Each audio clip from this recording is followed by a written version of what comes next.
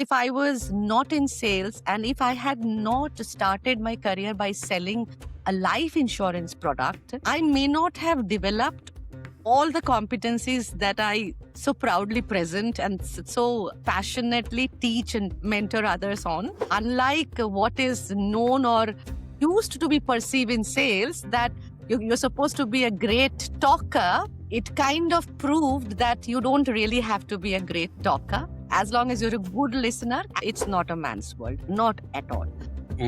That is something which I am first going to kind of establish, that it is not a man's world and we should not be talking this, at least now in 2026, that sales is a man's world. What I forgot is that the client would ask for prove your credibility. Why should I trust you?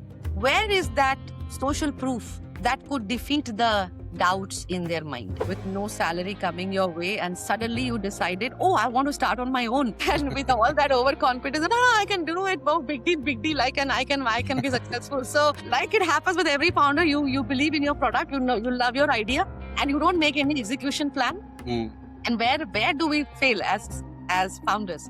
We fail in the execution, and that is where it happened. So I realized that credibility is something that I have to develop. But what about the environment in which they are operating? Is that conducive enough? Is that creating that force in them, or is it acting as a friction for them? There are certain things that you can train people on. What is those things? One is knowledge. You can give that. You can impart that. Knowledge about your product, your process, your market, your industry. Even if somebody is not coming from that background, you can impart that and prepare that in people. What is it that the leader needs to do? The leader's job is not just to review performance. The leader's job is to be a good coach to the team. Sales training is the only training where the ROI is instant. Rest all will take some time. Leadership development or any other thing takes time to kind of show an impact. But sales is instant. We cannot say that I'm going to be only with my team and ignore what the larger vision of the organization is. Yes. That cannot happen. I have to be aligned, and a leader's job is to first themselves be aligned with the organization's vision. So it has the elements of advisory. It has the elements of training. It has the elements of coaching, monitoring, the entire hand-holding that, right from advisory, from advising you what you need to do to helping you implement, execute, and go to that level of number. That is something that we do for the startups. But the best part that happens when you take that personal responsibility is you stop blaming. And when you stop blaming, you're in a better frame of mind to be in a solution mindset. Hello, everyone, and welcome to the Killer Sales Engine podcast. My name is Om Janikaran, your host for this next 1 hour, where I bring you information and amazing insights from people who have been there and done that, especially for founders, sales leaders, people who really are driving revenue and who want to share their great insights. With me today, I have a very special guest, as always. She is a veteran in the sales space, a real leader who's been driving a lot of revenue for real big companies. And we're going to be talking to her and learn all the insights that she has to share. So ladies and gentlemen, without further ado, I'd like to present to you Pritha Dubey. This is your sales growth playbook for founders and sales leaders who refuse mediocrity. Real conversations, real systems, real strategies that are battle tested for growth. These revenue generators have built in the trenches, turning effort into engines. Every Monday, we take you behind the mic and behind the noise, only on the Killer Sales Engine podcast with Om Janikaran. Hi, Pritha. How's it going? All good, Om. Thank you so much for inviting me to your killer podcast. I'm very excited. Thank you so much. I am sure we're going to have a killer time.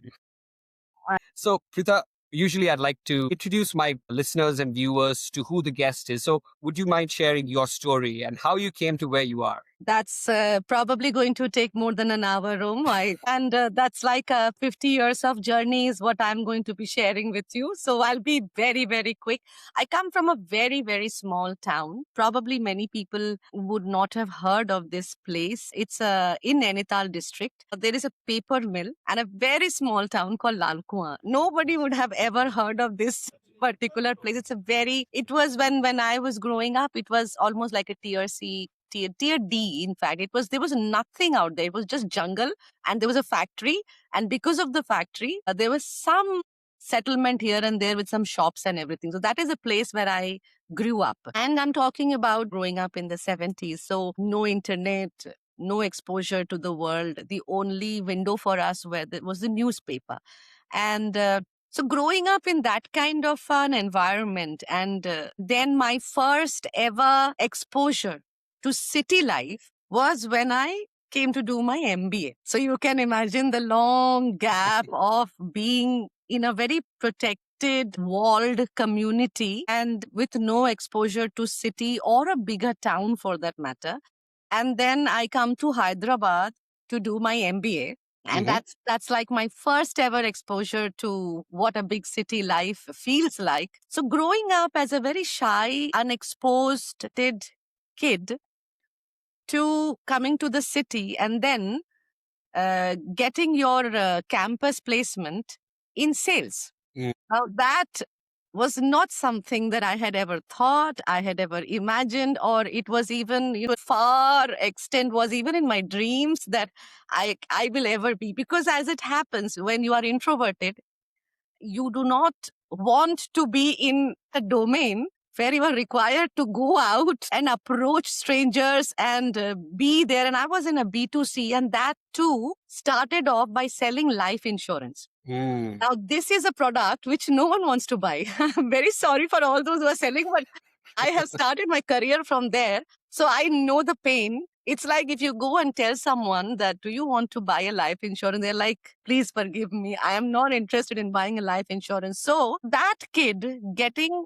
not only into sales, but getting into selling the toughest product on the earth.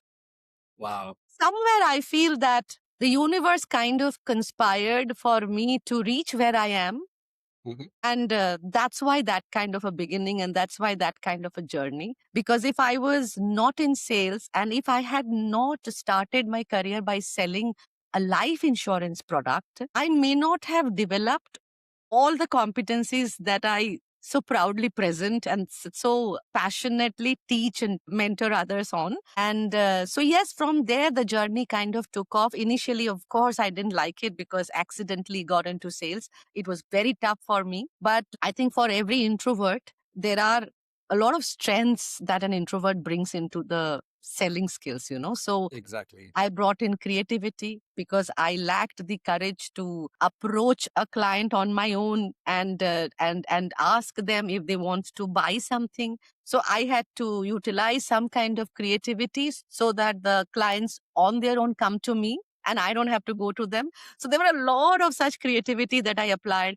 Being an introvert also means that we talk less and we listen more. So that also helped us a lot. So unlike what is known or used to be perceived in sales, that you're supposed to be a great talker, it kind of proved that you don't really have to be a great talker. As long as you're a good listener, I think the most important competency is that if you are a good listener, you automatically end up becoming a good salesperson. So I think the corporate journey for me carried on for 12, 14 years.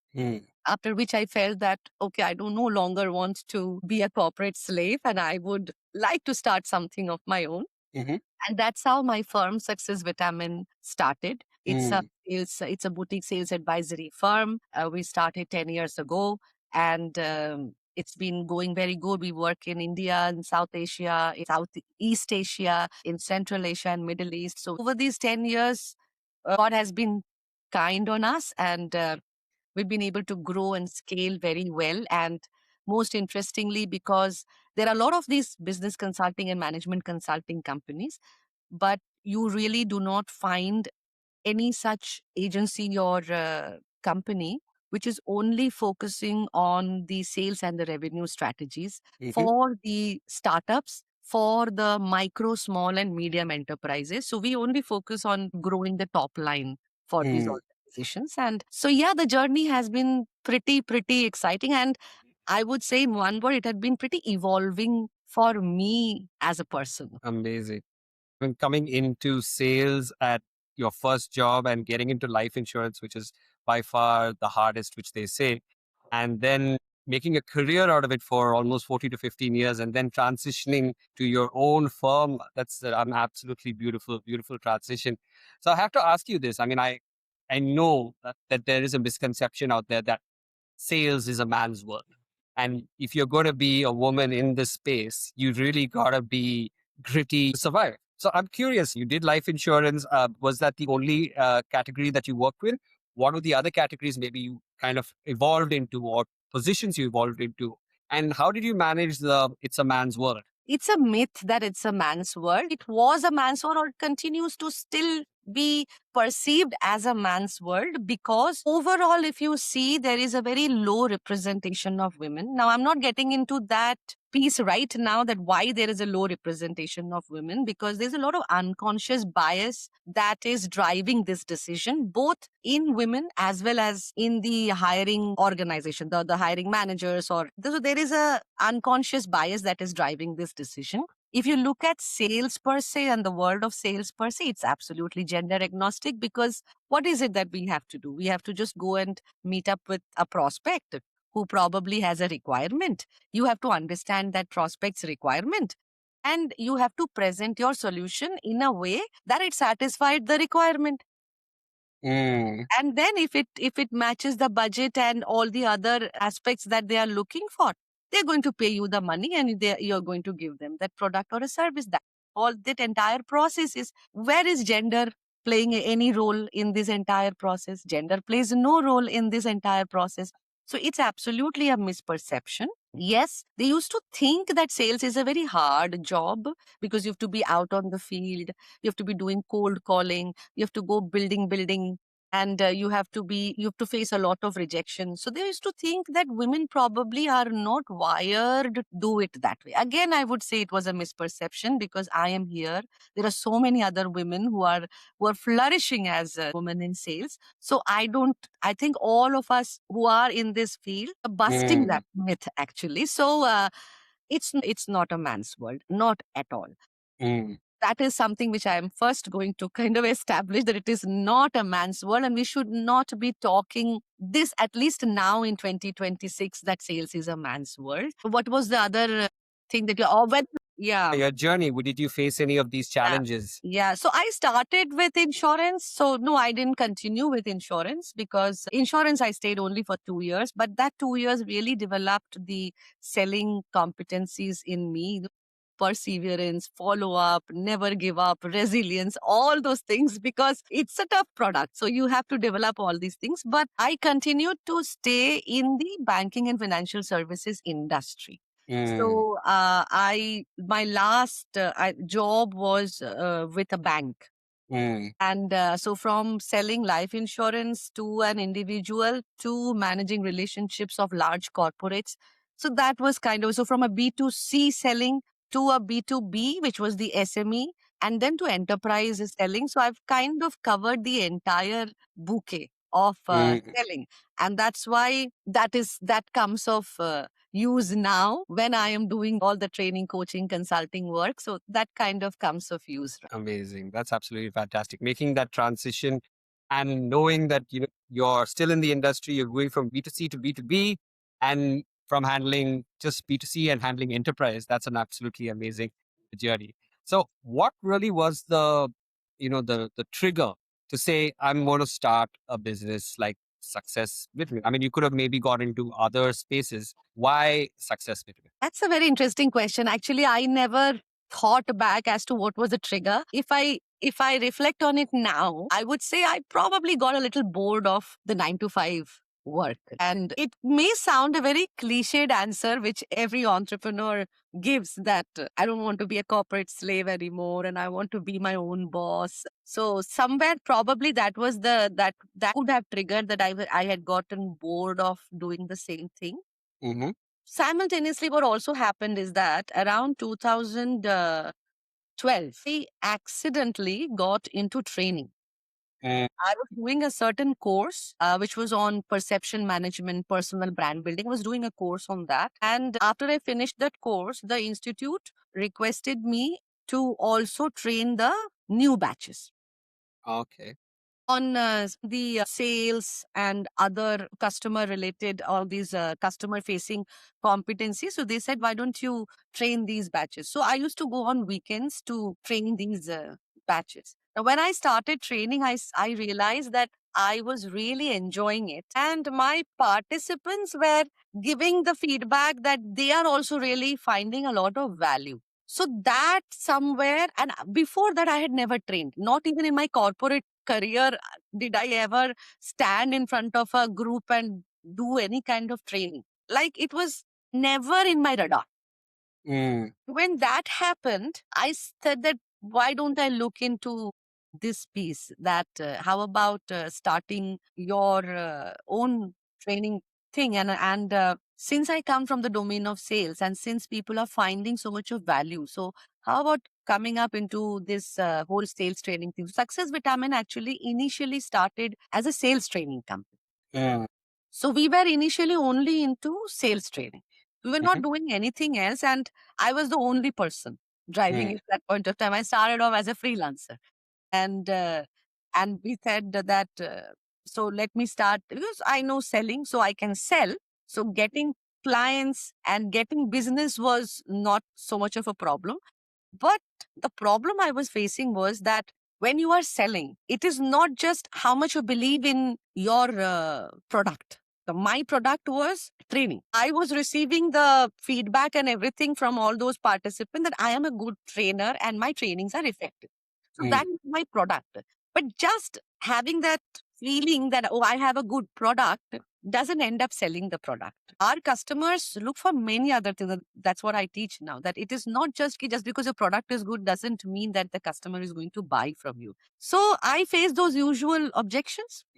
Where have you trained before? How many logos have you trained? How many participants have you trained? I had none because I was just starting. So naturally, I was in the place where I failed was credibility. I could not establish credibility. So 2013, when I started, I knew how to sell. I was a very good salesperson, and yet I could not sell anything, nothing at all. I started the business with this overconfidence that I am a salesperson. I can do cold calling. I can connect with people. I know how to have a conversation, and I am a good product. So it was like fitting everything. What I forgot is that the client would ask for prove your credibility. Why should I trust you? Where is that social proof that could defeat the doubts in their mind? I didn't have that. Yeah, any beginner usually will not have that, right? That's a big challenge any beginner will have. Because I failed, if I have to say that first year, but I never really take the things as failure. So I realized where my gap was. And that gap was that I do not have the experience in this field. And because of which I had the experience of selling. So maybe they would have hired me as a salesperson in their organization, but I didn't have the experience of training the salespeople. And that's the reason why they were not able to trust me. So 2013, when I started, it was a miserable year. I was not able to generate any revenue. Somehow I was trying to pay my bills. I was living in Mumbai. As you all know, Mumbai is an expensive city. It was tough with no salary coming your way, and suddenly you decided, oh, I want to start on my own. And with all that overconfidence, I can do it. Oh, big deal. I can be successful. So, like it happens with every founder, you believe in your product, you know, you love your idea, and you don't make any execution plan. And where do we fail as founders? We fail in the execution, and that is where it happened. So I realized that credibility is something that I had to develop, and I was anyway pushed against the wall because money was drying up, and I realized that I will not be able to survive this way anymore. So 1 year somehow I managed, but I knew beyond that I would have to go back to a job, and that thought was killing me. That I have to again go back to that entire financial services sector and do that same chase the targets, go beyond I was feeling very, very miserable with that thought. So then I thought, what can I do? I need the credibility. This is somewhere where I'm finding my passion. And I have a very strong feeling that I can do it and I can make it a success. My gut and my emotions were telling me that I can make it a success. So I said, okay, they want credibility, which means they feel that I don't have experience. So experience is the only gap. So let me gather this experience. Now, how can I gather this experience? I can only gather this experience if I associate myself with another training company. So that's how I found a very, very renowned training company, and I applied there. They said, we don't take freelancers, but we can offer you a job. I said, all right. So I joined them as an employee. 2 years I was with them. I worked with them. I traveled extensively. I trained extensively.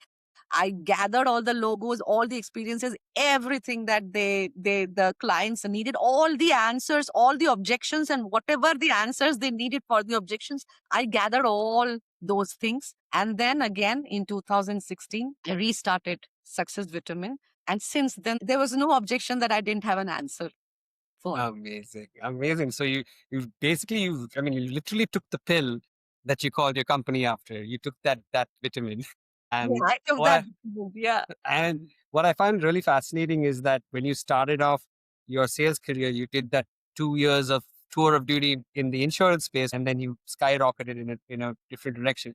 And you did the same thing again, pretty much starting from scratch and doing that tour of duty, that really rigorous work to build up your credibility and your confidence, I'm sure, as well in the process, working with all these different brands, learnings. And that's something also I think must have been a tough pill to swallow initially, saying, okay, I got to go to work, but at least you're doing what you love, not the what you were doing previously. And I find that absolutely fascinating. And I'm sure you would have had to take a massive pay cut from what you were making before, if I'm not mistaken, especially if you're starting as a freelancer, going into a company.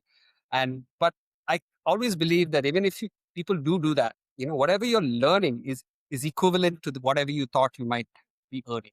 So I find that absolutely fantastic. And not many people have that kind of mindset to start all over again. They just feel like, oh, I left off at this much. I have to continue off at that much, especially income wise. But I think, yeah, you had to take that vitamin in order to realize, okay, let it go in and let it happen. So absolutely fantastic. Very well said, Om, because you mentioned that, you're doing something that you love. And that's why we say that, you got to find your passion. You got to find your purpose. It's not that when I was in the corporate career, I didn't love what I was doing. I started accidentally in sales, but over a period of time, I really fell in love with sales. I may not have been in love with the organizations that I work, but I was in love with the concept of selling.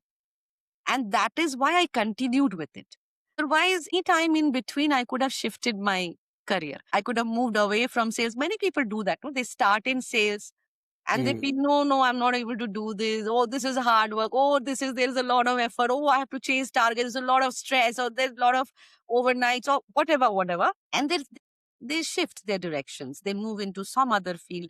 They choose marketing. They choose operations. They will choose some other back office or desk office or office, something that allows them to sit inside the office. But I fell in love, and that's why I continued to be in sales. I never ever thought, or even it didn't even occur to me that let me try and look for another job role, which is a non-sales kind of a job. Somehow I just wasn't impressed with any other role.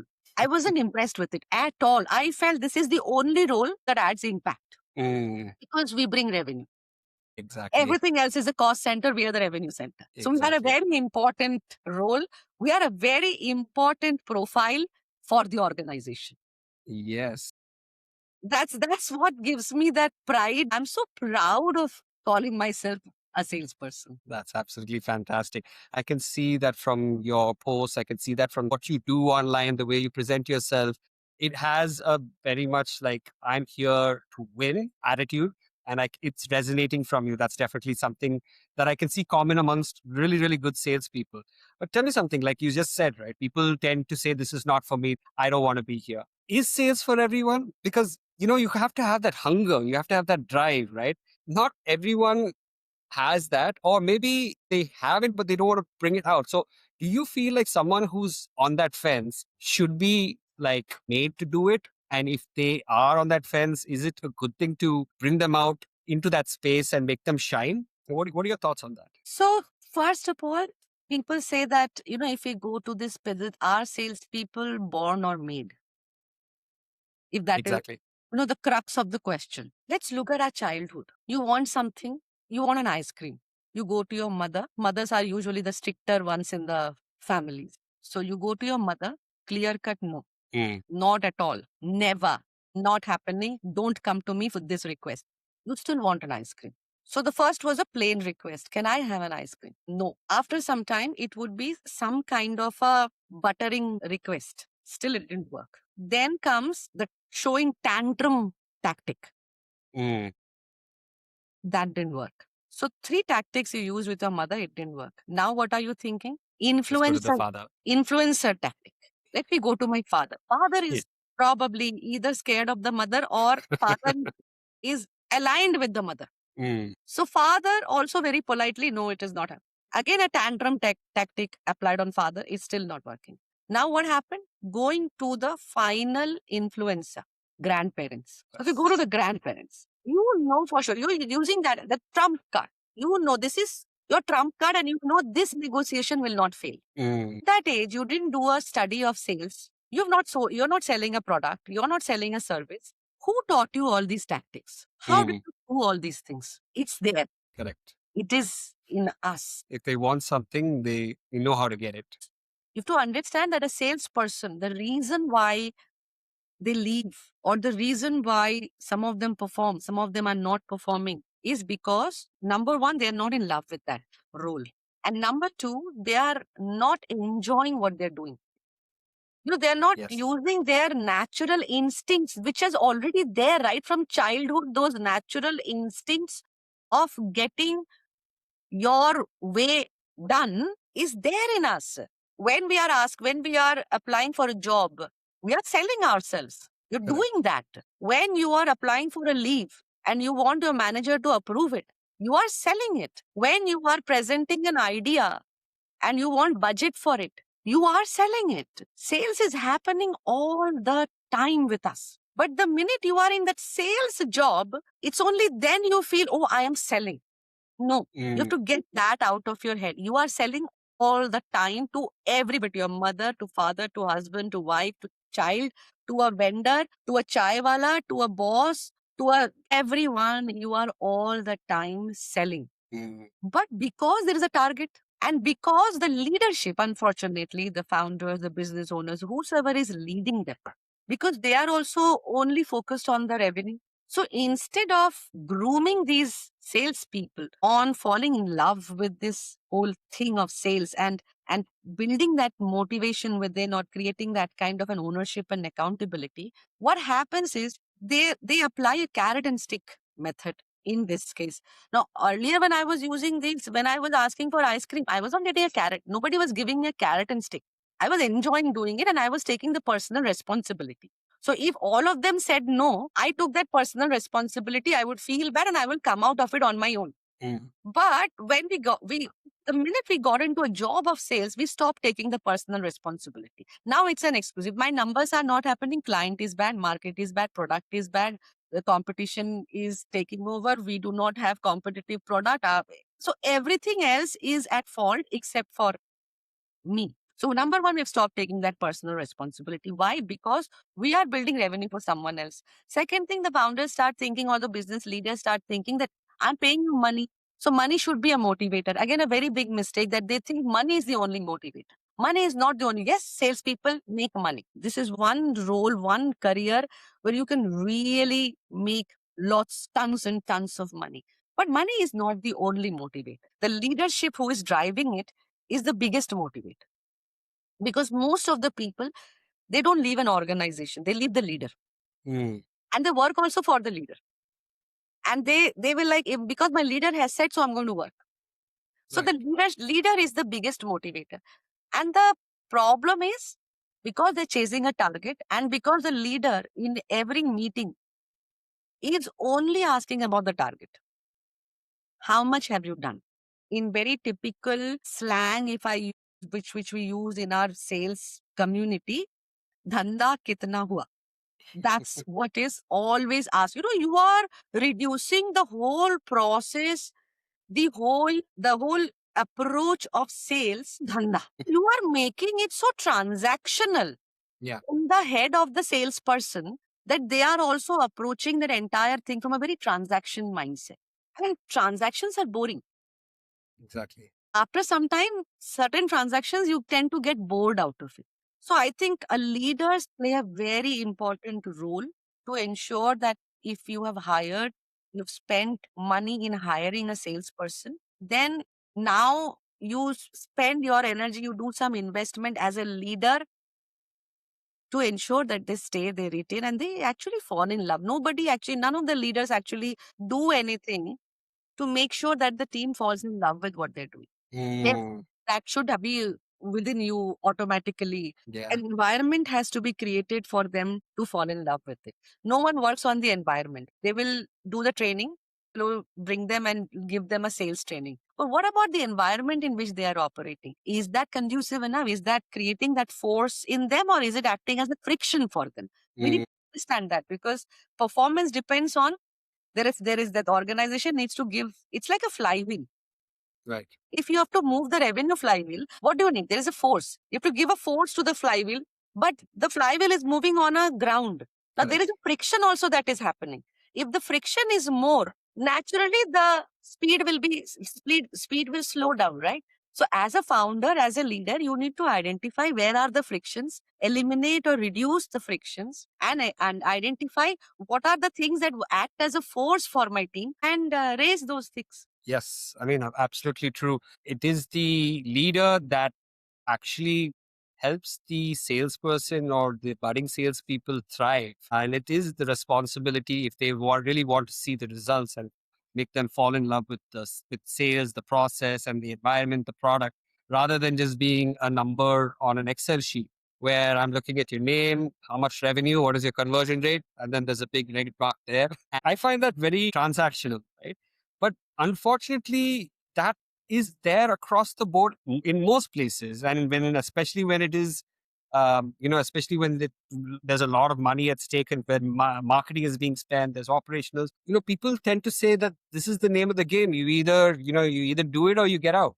So I'm just curious. See, you talked about a person who should be a certain way, a sales leader who should be and would be a certain way. You talked about a culture that actually thrives beyond the training grounds. What are some of the pointers for sales leaders who are listening now, who might be struggling with trying to get their team to perform? Because obviously, if they're not performing, they're either out, and maybe they have to still go through the process of finding someone else. That's an expensive process. Finding the right person, putting that person in the picture, then it being a gamble whether this person will work or not. So I'm curious. Again, my question would be two pronged here. As a sales leader, right? When you're going to be hiring somebody, what are the things that you need to look out for and instill in terms of a value or a structure with that person, expectations? What are the things that they need to know when they're getting into the floor? And what are the things that a leader should be constantly doing in order for him or her to actually see the most amount of outcome from this person? Good question. The first thing, because you mentioned hiring, and this is where the first mistake happens. Most of the time, we end up hiring the wrong fit. And I'll tell you why most of the leaders end up hiring the wrong fit. Number one, very few leaders invest time in creating the right JD. You go to any of these job sites, read the JD. So generic, so surface level, which invites thousands of applications. Now there is someone who is, or some software who is initially screening all the CVs. So if the person has not put in the keywords, because they don't know that you have a software. The ATS. Yeah. So they don't know that these are the keywords that you're looking for. So many times in that software search, a lot of relevant profiles also get eliminated because they probably missed putting up those keywords that your software is searching for. So first, that goes away. Second thing, what happens is most of our people who are screening it after the software, we all have unconscious biases, varieties of unconscious biases. A lot of screening happens through the lens of bias. We are not conscious about it, but a lot of screening is happening through the lens of unconscious bias. Okay. Now after all that has happened, now comes the interview stage. Most of the time in the interview, They look for where have you worked? What kind of work have you done? Certain situation based questions they will ask. But the focus of the hiring manager is how good a performer you have been in the past organization. Correct. The past organization was a different culture, a different process, a different system, different tools, different everything. And you are comparing how good a performer you were in your previous few organizations. And you are expecting now that this person is going to replicate the same performance, which even this person who is giving the interview also believes that, yes, I have been a performer in every other place. I can come and I will be able to perform. And we all know in the interview, we always put our best foot. Who is going to say, no, I'm sorry, I don't think I will be. I lack confidence. No, I don't think I'm not feeling very motivated about. Nobody says, no. Everybody's like, I'm great, I'm rock star. Correct. And the numbers are also like, how much have you done there? What was your conversion ratios? How many clients do you use to meet? Very, very logistical questions. Now, one thing we have to remember that there are certain things that you can train people on. What is those things? One is knowledge. You can give that. You can impart that. Knowledge about your product, your process, your market, your industry. Even if somebody is not coming from that background, you can impart that and prepare that in people. Maybe they will take 3 months more lead time to kind of develop if they don't have the. There could be skill gap and you can train them and develop that skill in them if they lack a few skills. The interviews mostly focus on the skill and the knowledge part. But what helps in bringing about that motivation, that accountability is attitude. Correct. The mindset. Yes. None of the hiring managers have the time or the competence to ask the right kind of questions that help them evaluate the mindset of the salesperson. And that is the mindset which either lets this person stick on and perform because then they work that I want to win. I take the personal responsibility. I will learn.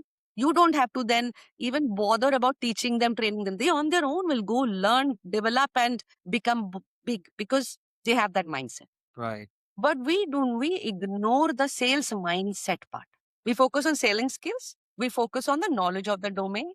And therefore the JD says you should come from this industry. Right. So somebody, yes, is coming from, I'm from insurance and I want to somebody from an insurance industry. Exactly. You need to understand that to be able to sell insurance is just a product. It will probably take a few trainings for that person to understand what product. But if that person doesn't have perseverance, doesn't have resilience, does not have the patience, does not have the calmness of being able to follow up, do you think just the knowledge of that coming from an insurance background or that domain is going to help them? It is not going to help them.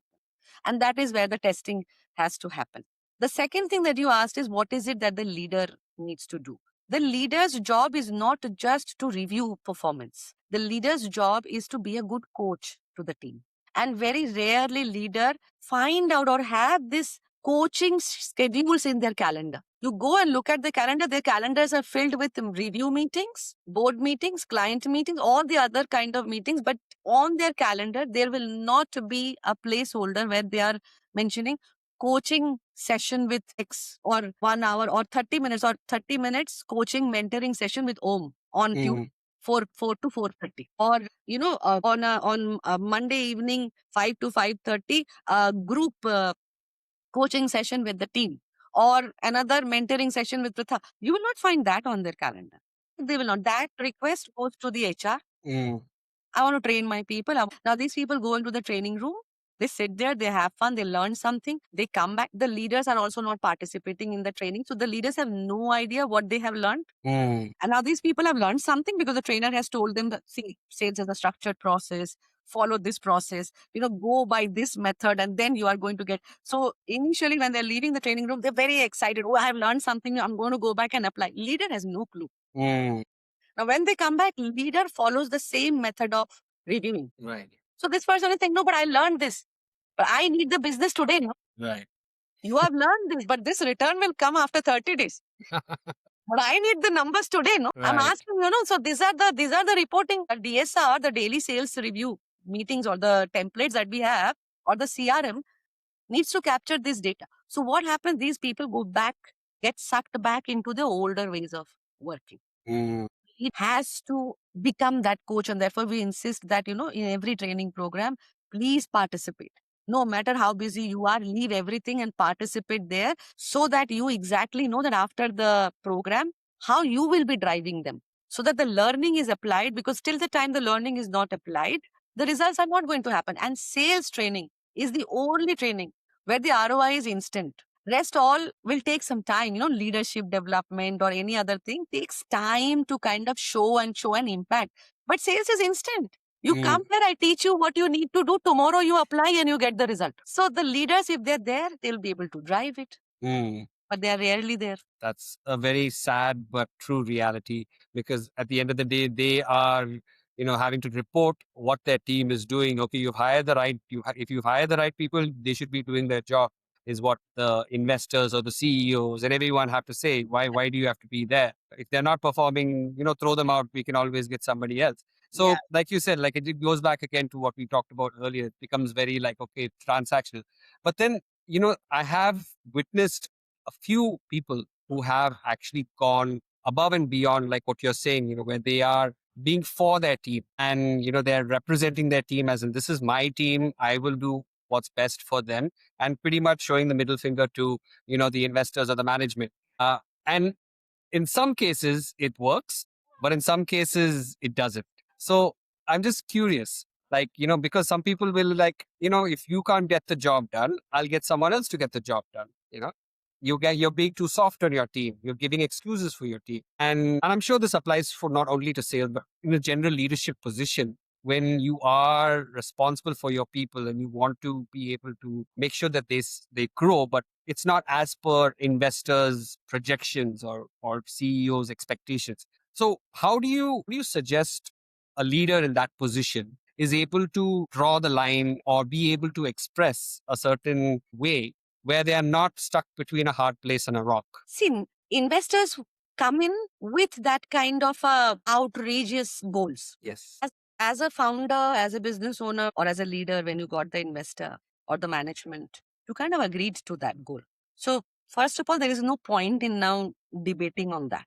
And even if you were not part of that discussion, that's like sealed and signed. So number one, that cannot be changed. Now, that's a constraint. That number is there. Written in stone. Now, there is no point in going back and negotiating on that I don't care what you have agreed. No, I cannot do that, because that's a revenue target. And that was the promise that was given to the investor, that we are going to achieve this revenue target. It's very simple. As simple as you are hiring someone and you promise them that I'm going to pay you a certain salary. And then that person comes back and said, I don't care, I'm not going to work. Will that work? It doesn't work. This is the contract. During the hiring process also, it was a contract. I will pay you 1 lakh of salary and you will be doing 5x of this salary as revenue. Agreed? Yes, agreed. Do you believe you can do it? Yes, I believe I can do it. There is a contract. Now that you've got the job, now you are saying, what can I do? I cannot do that 5x. I can only do 0.8x. You're not even doing 1x of that salary. You're not even bringing that 1 lakh of revenue that you're supposed to, so that at least the salaries, the company can break even on that. It doesn't work that way. Number one, that is something that is a leadership mindset. We cannot say that I'm going to be only with my team and ignore what the larger vision of the organization is. Yes. That cannot happen. I have to be aligned, and a leader's job is to first themselves be aligned with the organization's vision, and also make sure that my team is aligned with the organization's vision. So maintaining the transparency in the communication, in the vision, in the mission, in the strategies, in the plans, in the AOPs, maintaining that alignment is a leader's job. Second thing is the belief that the numbers cannot happen, or it is not happening. It's not happening because you have not designed a revenue strategy. That's why it's not happening. You design a revenue strategy, you have a robust pipeline. Then once you have a revenue strategy, what happens? You have a target. We have to achieve this target. So what do? We design a revenue strategy. This channel will bring this much, this channel will bring this much. Now, what do? After the revenue strategy, we create a pipeline strategy. From where are we going to get these things? Now, once this pipeline strategy is created, after that, we create the actions for each of the salespeople. First, say that you've created all those things. You've really approached the entire goal of that organization in a very structured manner. And then your team is not able to do it. Then you can go back to the drawing board and have a negotiation on that. that we thought it would be. When the projection was given, the market was different. But in 6 months, something happened. There was because we are living in a volatile world, something happened, things changed. Suddenly, some other AI tool has come up and our tool has become redundant all of a sudden. What can I do? No matter how much I have prepared all these things, if the market changes, if the buyer's psychology change, if suddenly the buyer's preference changes in my market, there is least that I can contribute to that. Then the negotiation is possible. But without a very proper revenue strategy, your team doesn't have a direction. And why the team fails is because then each of the team member, they're just randomly going out into the market. And I always say this, random approaches will always lead to random outcomes. You will never be able to guarantee the monthly projections. So what happens? The usual monthly struggles. I give a projection at the start of the month, and by the end of the month, I'm struggling, crawling to somehow reach that target. And then also sometimes I'm able to reach, sometimes I'm not able to reach. And then the next month begins afresh. Yes. Why? Because I don't have a pipeline. Every month I am working for that month.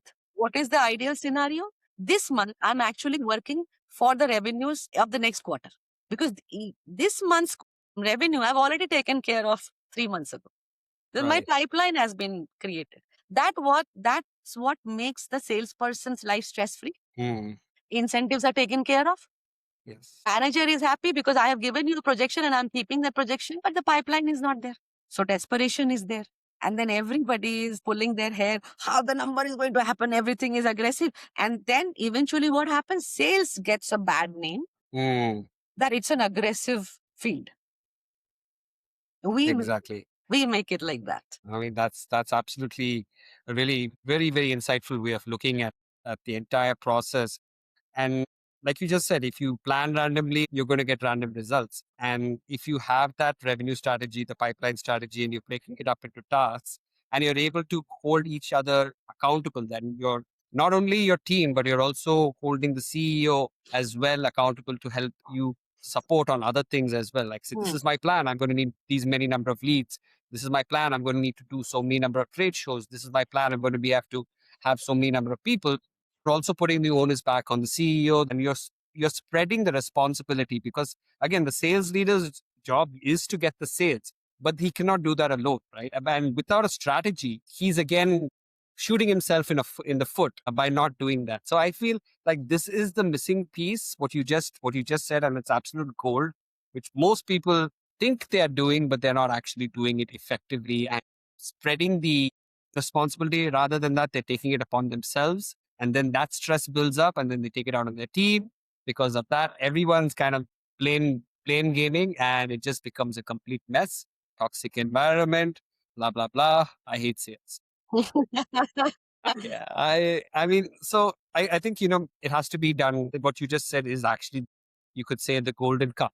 They have that golden cup in place and everything else will fall in place. And I guess that's something which, can that be learned? Like, is that something you guys teach at Success Vitamin, or is that something that isn't part of an organization's plan?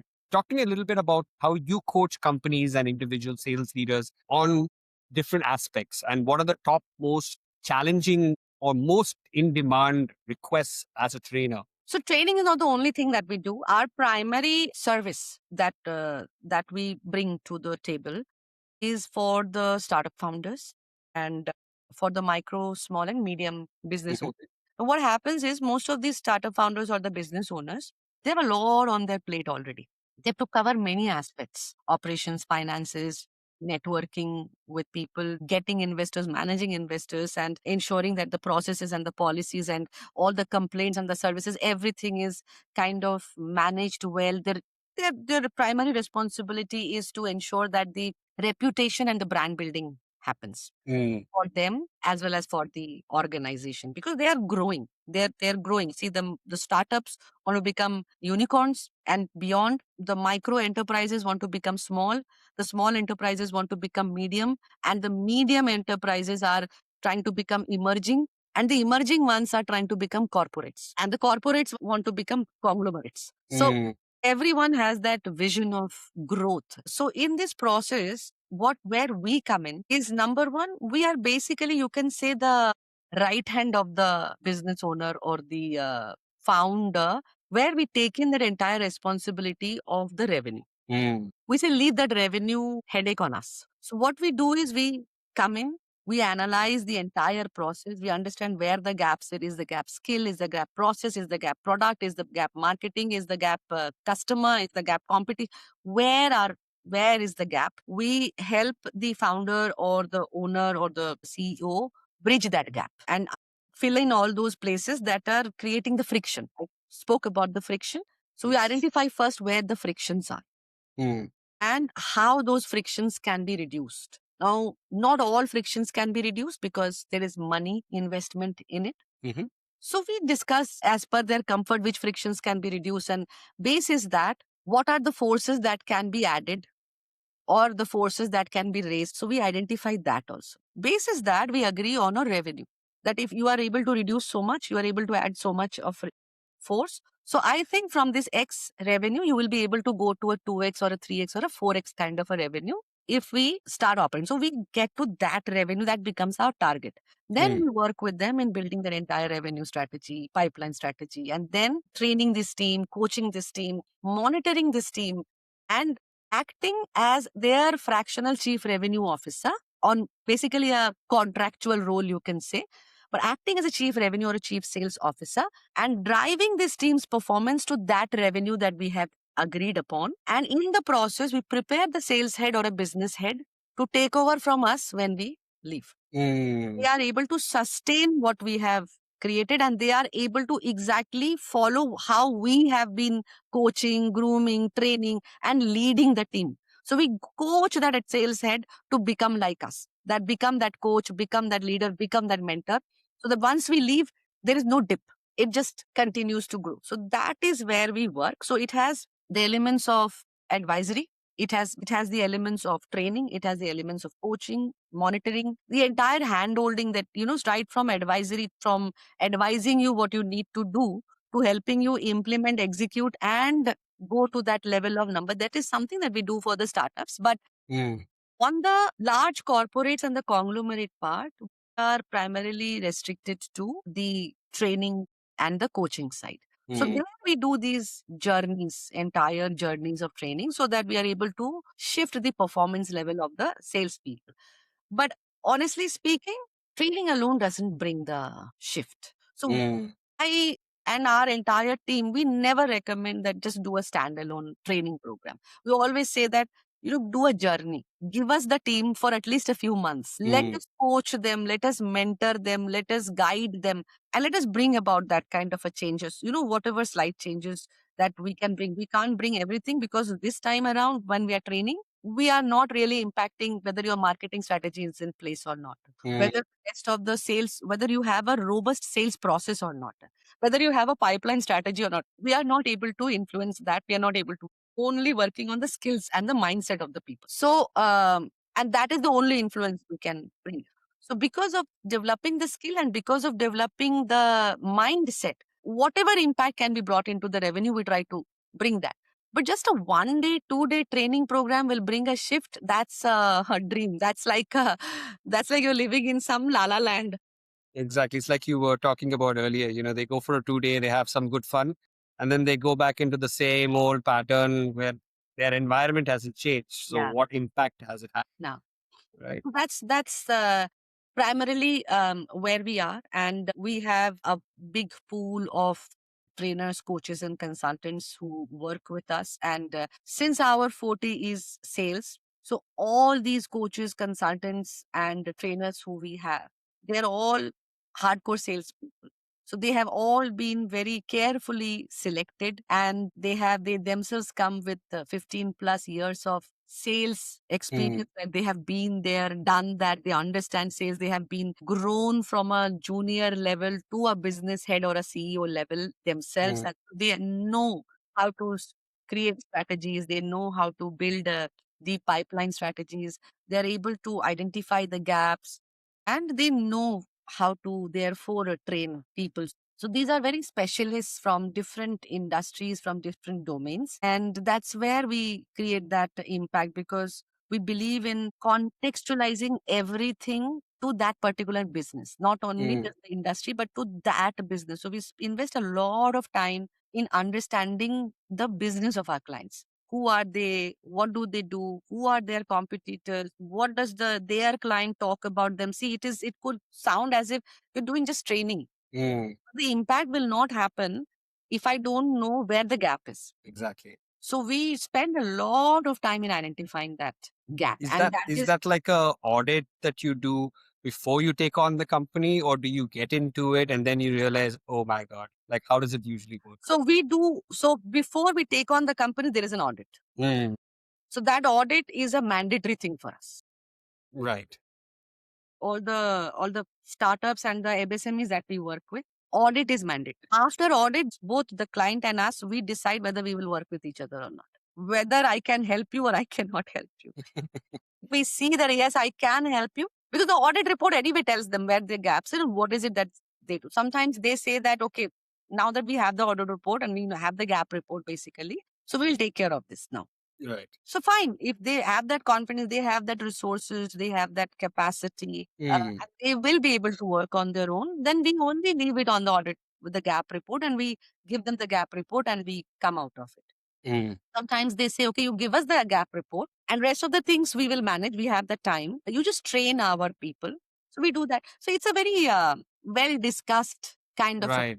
whatever they feel. See, we are in the sales advisory thing, right from helping them to hire the right fit to taking them to that revenue.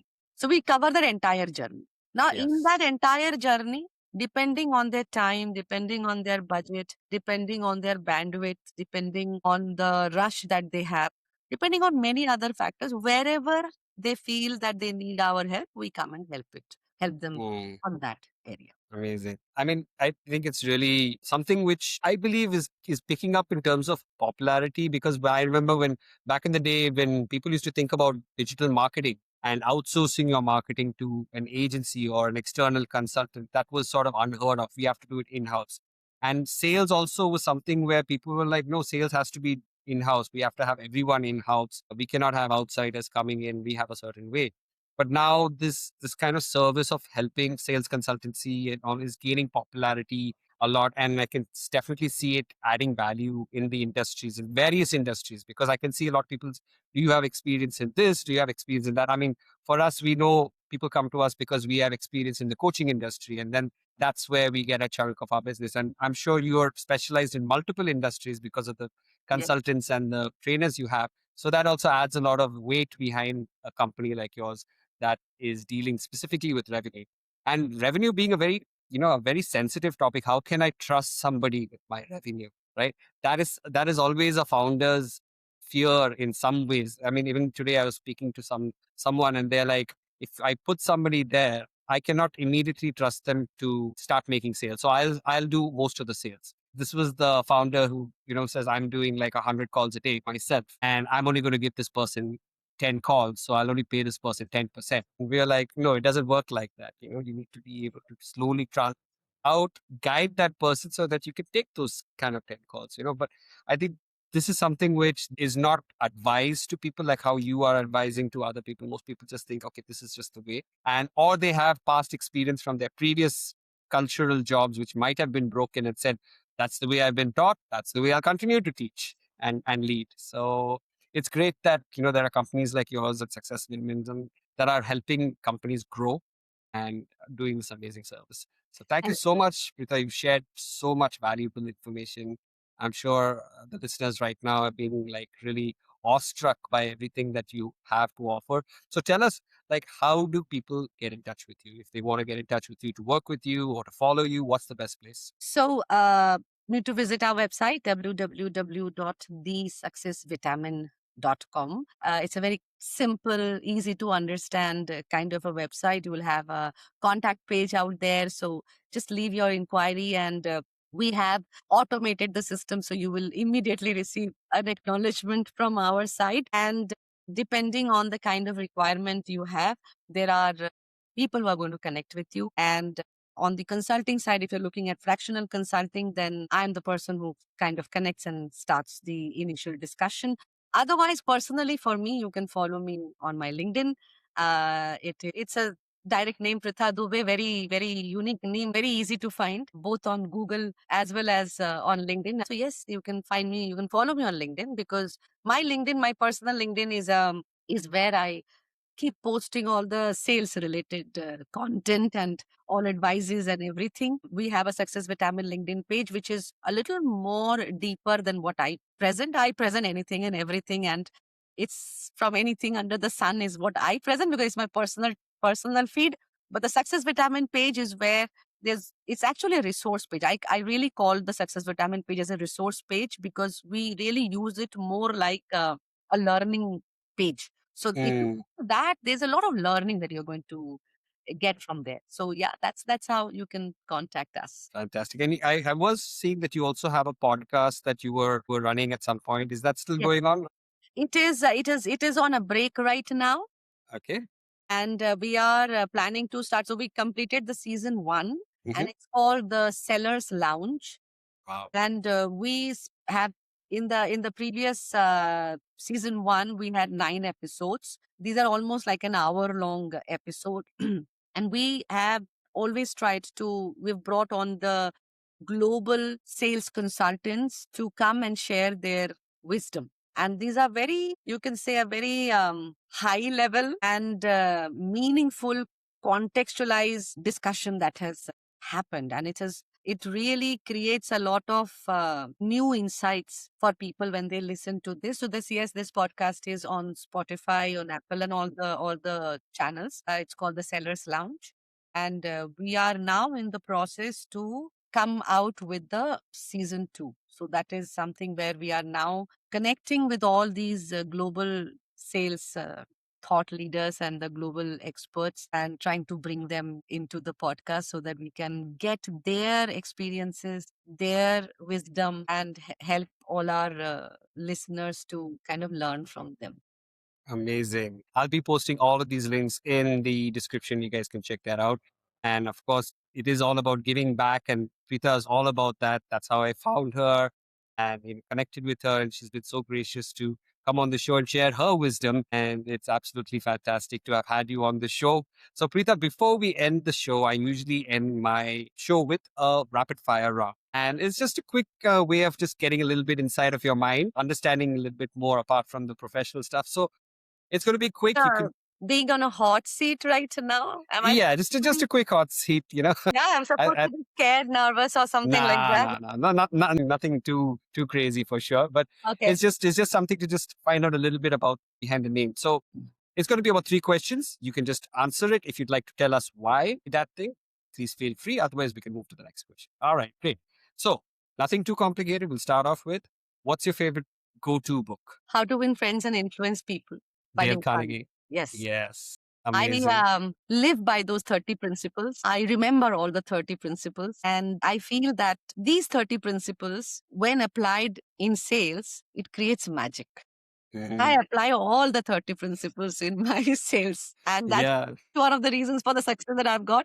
But that's my go to book, How to Win Friends Oh, and Influence People. mine too. It's somewhere on this bookshelf here, but I Yeah. definitely just take it out whenever I need. Okay, good. Just let's go for that one. Fantastic. All right. Favorite personality or most inspirational personality, living or dead? Most inspirational personality, Zig Ziglar. Mm, Because when I started off, I kind of that was my dream, that I right. want to be like Zig Ziglar. Amazing. Yeah, I he is. want to talk like him. I want to think like him. I want to present my thoughts like him. So for me, he's the god. Amazing. Great. Third question here coming up. If you were left stranded on a deserted island for about 7 days without electricity, Wi Fi, of course, you have food and shelter and all those things. But Oh, apart from anything like that, you don't have any connectivity with people or electricity or any phones or anything, right?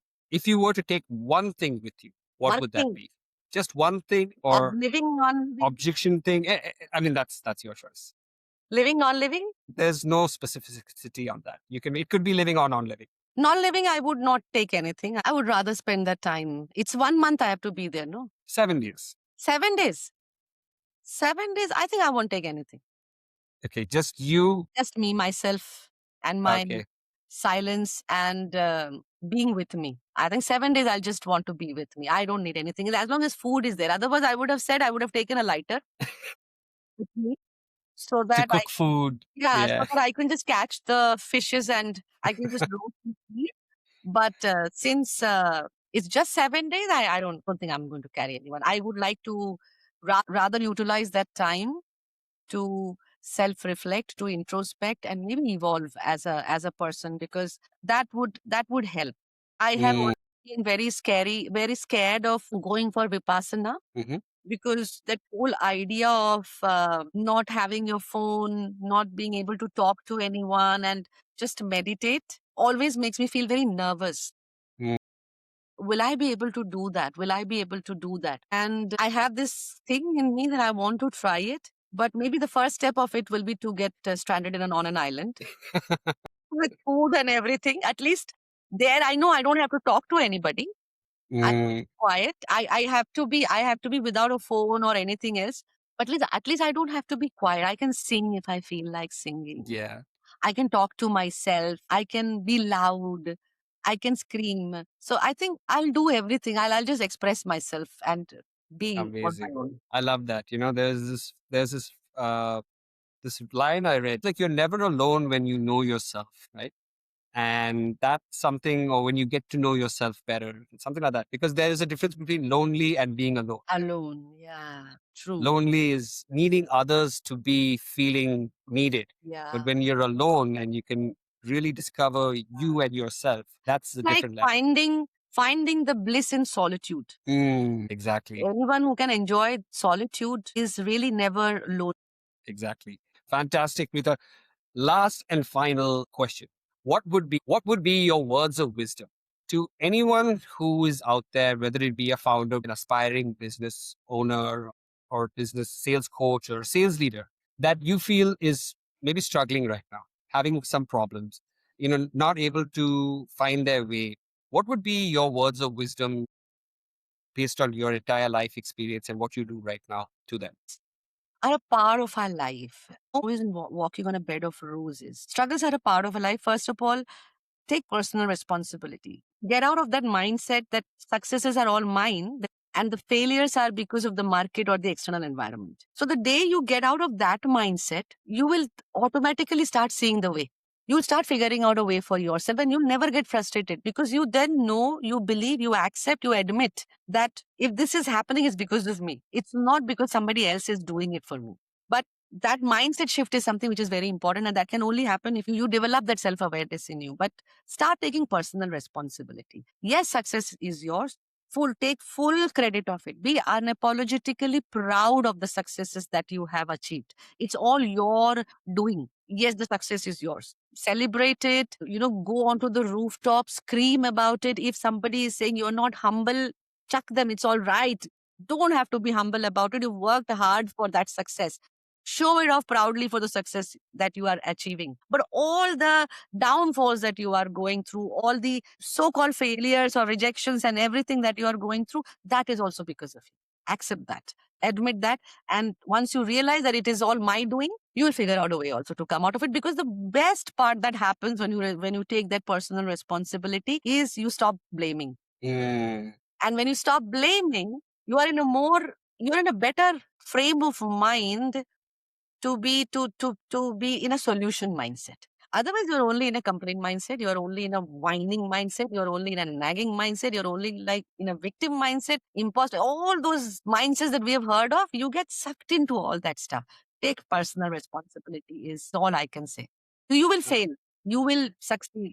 Some products will work, some products will not work. Some idea, because you were passionate about that idea, you brought it out, but the market was not ready to accept that idea. It's your mistake that you brought an idea without studying the market. Then you cannot say, no, my product was very good, my ideas, but I knew that this product would be very nice and this idea will create a disruption. But the market just refused. Because we keep getting these kind of requests. I have a very good idea, but the market is refusing to buy. Market will refuse to buy. Why did you even come out with an idea without doing a scope study? So I think take personal responsibility.